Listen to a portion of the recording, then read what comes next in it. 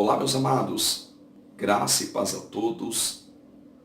Eu me chamo Emerson Ferreira, sou professor do INTEPRE, que é o Instituto Teológico de Ensino e Pesquisa da Religião. Vamos iniciar nesse momento a nossa matéria de Bibliologia. Eu gostaria de, introdutoriamente, fazer uma abordagem em linhas gerais sobre os assuntos que nós iremos abordar no decorrer de nossas videoaulas desta matéria. Nós, dentro deste nosso plano de aulas, nós queremos abordar alguns assuntos extremamente importantes dentro dessa matéria chamada de Bibliologia. Eu quero convidar a você para juntos nós entendermos um pouco mais a respeito da definição do termo Bíblia. Por que o texto, este livro sagrado que nós conduzimos para os cultos, para as nossas reuniões, que temos na nossa casa, que fazemos uso dela cotidianamente, por que ela chama Bíblia? Nós vamos entender a respeito da etimologia da palavra. Também nós vamos entender um pouco sobre a composição da Bíblia Sagrada. Quais são os livros que compõem a Bíblia Sagrada? Quais são os livros e por que esses livros estão lá? Vamos falar também um pouco da utilidade da Bíblia, qual é a mensagem central que a Bíblia tem, a Bíblia e seu processo de confronto aos pensamentos filosóficos na atualidade, como o ateísmo, o panteísmo. Vamos entender como se deu o processo de produção ou processo de separação em capítulos e versículos. Inicialmente, a Bíblia tinha capítulos, inicialmente, a Bíblia tinha versículos. Vamos entender todo o processo histórico da divisão em capítulos, em versículos. Vamos ver também alguns significados, algumas curiosidades bíblicas. Quero conversar também com vocês a divisão dos livros da Bíblia, como eles estão disponíveis, por que nós temos uma Bíblia chamada de Bíblia Hebraica, nós temos uma Bíblia chamada de Septuaginta, nós temos a Bíblia chamada Bíblia Protestante, a Bíblia Católica, e aí é uma oportunidade para nós adentrarmos de um outro assunto, por nome de canonicidade. O que é cânon? O que é canonicidade? E o que é canonização? Como se deu a escolha dos livros? Aliás, os livros que temos na Bíblia Sagrada foram escolhidos aleatoriamente? Então, logo, nós iremos também falar dos livros apócrifos. Por que a Bíblia Católica tem 73 livros e a Bíblia Protestante tem apenas 66 livros? Então, vamos trabalhar todo o processo da formação do cânon.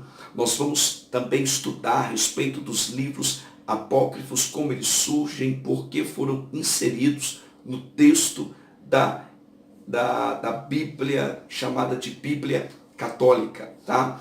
Alguns erros que contém nos apócrifos. Vamos falar também como os livros apócrifos eles foram aprovados, quais foram o processo de aprovação desses livros. Vamos falar da versão católica romana, a formação do cânon no Novo Testamento, a progressão do cânon no Novo Testamento, classificação técnica do Novo Testamento, falar um pouco sobre a era da escrita, os materiais que foram empregados para construir, desenvolver o texto sagrado. Vamos falar sobre inspiração, revelação, iluminação, como se deu esse processo de construção do texto sagrado. O termo Bíblia, eu gostaria já de começar pela definição do termo. O termo Bíblia, ele é originário da expressão biblos. Biblos é o nome em que os gregos deram a planta de papiro, que é uma planta aquática largamente encontrada no antigo crescente fértil. E dessa planta aquática, da entrecasca dessa planta, se fazia o papiro, que era o material de escrita. Um processo bastante complexo, lento, moroso. Se pegavam essas entrecascas, entrelaçavam entre si com tiras e um processo artesanal. Deste processo, tinha-se então o material para a escrita. Basicamente, nós denominamos de Bíblia toda a composição de livros. Então, Bíblia significa biblioteca. Um biblion é um pequeno livro, no grego, biblion, pequeno livro. Esses pequenos livros ou pequenos rolos ajustados, temos uma Bíblia. Biblos é o termo que se dava à planta aquática por nome de Cyperus papyrus, que é um termo técnico da planta encontrada largamente no crescente fértil. A Bíblia Sagrada é, sem sombra de dúvida, a maior revelação de Deus para nós. É nela que nós contemos, é nela que se contém o caminho para a salvação, é nela que se dá todo o processo de queda, é nela também que se projeta todo o plano de salvação para a vida de todo homem e para a vida de toda mulher. É, sem sombra de dúvida, o maior legado que Deus nos outorgou é a sua palavra, porque dentro do escrito sagrado tem também a sua revelação. A Bíblia Sagrada é a revelação de Deus para as nossas vidas, para os nossos corações. Portanto, a gente precisa entender, dado a este tão crescimento, a essa tão importância da Bíblia Sagrada, a gente precisa entender que a Bíblia Sagrada é, sem sombra de dúvida, um dos livros mais importantes que se tem hoje na sociedade e na humanidade. Não é debalde que a Bíblia Sagrada é o livro mais traduzido no planeta. Traduzido para cerca de mais de 2.400 línguas diferentes. É o livro mais vendido. É o livro em que se alimenta mais discussão em torno dele. Não se escreve tanto livros para falar deste livro. Comentários, dicionários, uma gama significativa de material já foi escrito para falar a favor e contra a Bíblia Sagrada. É um dos livros mais atacados pelos seus oponentes, mas sem sombra de dúvida é o livro mais amado por aqueles que entenderam o processo de salvação contido no escrito sagrado. Meus amados, tem algumas informações que eu gostaria de estar passando para vocês, disponibilizando para todos vocês. No princípio, os livros sagrados, eles não estavam reunidos como ora nós temos.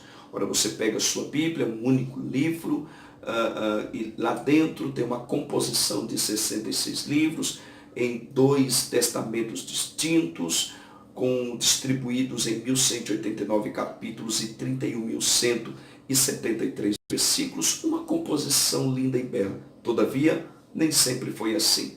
O que a gente precisa entender é que isso só foi possível através da invenção do papel, que foi desenvolvido pelos chineses. É isso mesmo, papel desenvolvido pelos chineses é que tornou o compilamento, é que tornou o agrupamento desses livros da forma como nós temos hoje. Aliás, a primeira Bíblia impressa, ela foi impressa em torno de 1450 da nossa presente era, pelo um escritor em Paris, chamado de Gutenberg. Quem aqui já não ouviu falar sobre a Bíblia de Gutenberg? É isso mesmo. É a primeira Bíblia no formato impresso que nós temos dentro dessa nova roupagem de agrupamento de materiais, né, dado a invenção do papel pelos chineses. Esse é um dado extremamente importante. Com a invenção do papel, o termo biblos, ele vai dar origem ao termo livro, que nós comumente conhecemos, como se vê em biblioteca, né, coleção de livros, bibliografia, colecionador de livros, né?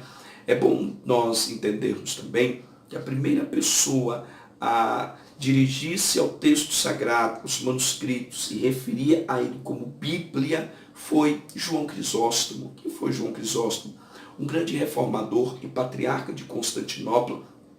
No finalzinho do quarto século para o quinto século, João Crisóstomo, um grande orador, um exímio expoente de Bíblia Sagrada, é conhecido pelo seu bibliógrafo como Boca de Ouro. É, sem sombra de dúvida, um dos homens mais eruditos que dominava a arte da erudição e da oratória no século IV e no século V. A Bíblia Sagrada ela foi escrita por cerca de 40 homens, mais ou menos 40 homens. Tem alguns livros em que eles são tidos como anônimos e até hoje nós não conseguimos precisar a sua autoria. Por exemplo, a Epístola aos Hebreus. Há muitas cogitações sobre quem seria o seu escritor. Uns dizem Paulo, outros dizem Apolo, outros até citam Barnabé e outros até diziam que seria Atanásio, um dos pais da igreja, bem influente e também extremamente erudito na arte da escrita. O texto sagrado, esses 66 livros, foi escrito no período de 1600 anos, iniciando com Moisés nas Campinas do Jordão e terminando com João em sua visão maravilhosa ali na ilha de Patmos. Dentro desses 1600 anos foram então elaborados, construídos esses 66 livros que foram escritos em 3 continentes distintos, em 3 idiomas também distintos. O Antigo Testamento densamente escrito em grego, com algumas porções no aramaico. O Novo Testamento escrito no grego, o grego koiné, o grego utilizado pelos mercadores, era o grego comum da época, e com algumas pequenas porções também em latim. Então, esta é a composição da Bíblia Sagrada.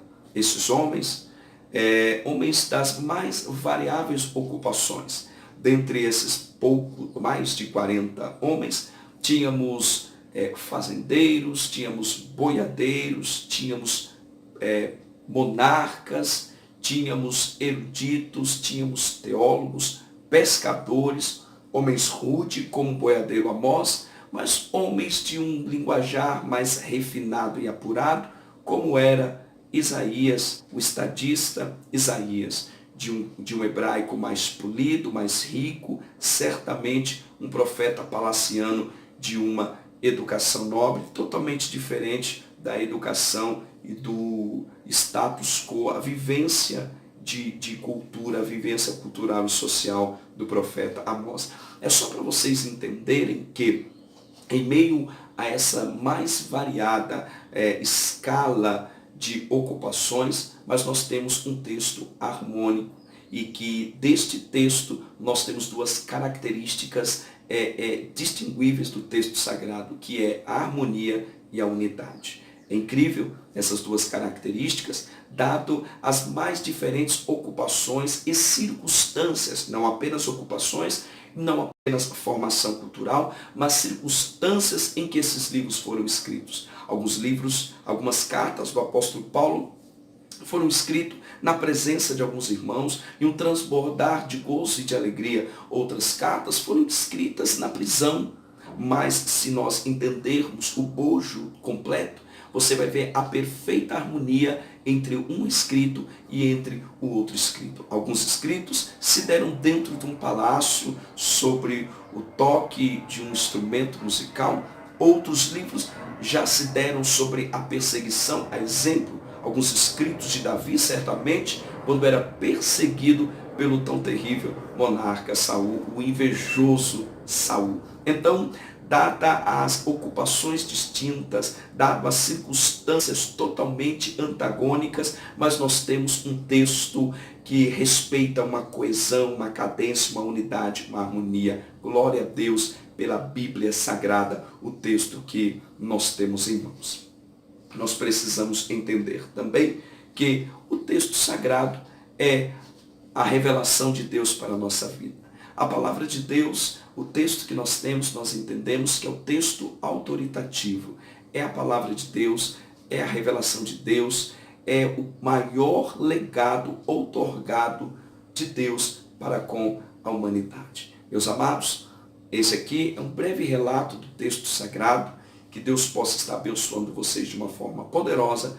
Então nós iremos nos ver na próxima aula. Deus abençoe a todos, em nome de Jesus. INTEP, comunicando excelência à sua vocação.